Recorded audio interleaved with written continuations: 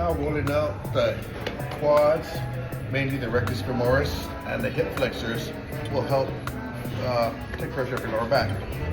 Well, these muscles that cross at the hip and the thigh here, if they're tight, they will pull you forward, right?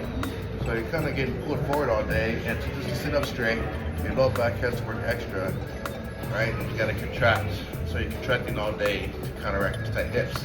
You loosen these up, lower back will have to work less. So the main muscle is the rectus femoris that crosses, and all your little hip flexor muscles, which I'll put a little graphic up right there for you. And to roll those out is simple. I'm using this one, but you're gonna start off on a softer one. Once you're good, you're gonna graduate, right?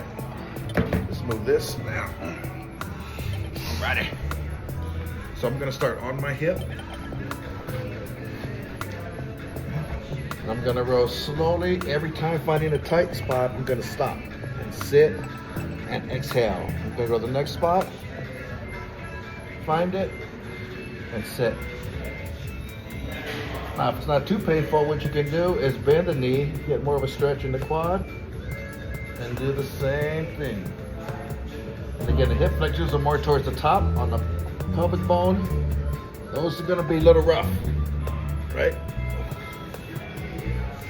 So you can kind of feel that bone on there. You're gonna sit, exhale and relax. For a couple of minutes on here, you should have an increased range of motion and less tension on those hip flexors and the rectus femoris, and that's gonna equate to